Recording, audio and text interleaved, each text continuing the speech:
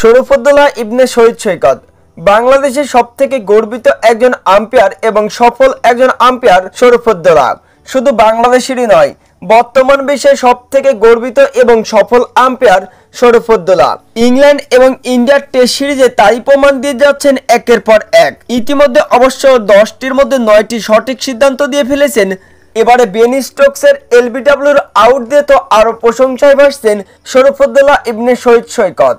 England এবং ইন্ডিয়ার টেস্টের পঞ্চম দিনে এই দিন দুর্দান্ত বোলিং করেছিলেন ওয়াশিংটনের সুন্দরের বলে অবশ্য ব্যাটের লাইন মিস করে সরাসরি এলবিডব্লিউর ফাঁদে পড়েন ইংল্যান্ড অলরাউন্ডার বেন স্টোকস এবং সাথে সাথেই অবশ্য ইন্ডিয়ান ফিল্ডারের থেকে জোরালো আবেদন ছিল। আবেদনের সাথে সাথে অবশ্য আউট দিয়ে বসেন SR সৈকতের বিরুদ্ধে গিয়ে অবশ্য রিভিউ নিয়ে বসেন বেন স্টোকস, যার ফলে অবশ্য ডিসিশন চলে যায় থার্ড আম্পায়ারের দিকে। তবে টিভি রিপ্লেতে যা দেখা যায় সেটা দেখে একেবারে পুরো মাথায় হাত বেন স্টোকসের। বল পিচিং আউটসাইড অফ, সরাসরি একেবারে মিডল স্টাম্পে হিট করে বল এবং অরিজিনাল ডিসিশন আউট হওয়ায় অবশ্য রিভিউ নষ্ট হয়ে যায় বেন স্টোকসের এবং আউট হয়ে প্যাভিলিয়নে ফিরতে হয় বেন স্টোকসকে।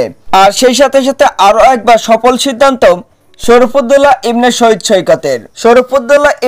সৈকতের এমন আউটের সিদ্ধান্ত অবশ্য সাথে সাথে পোস্টের সরাসরি সোশ্যাল মিডিয়ায়। Gujarat Titans, Kolkata king Riders এবং মুম্বাই ইন্ডিয়ান্স অবশ্য শুভকামনা জানিয়েছে শরীফুদ্দৌলা ইবনে শহীদ সৈকতকে।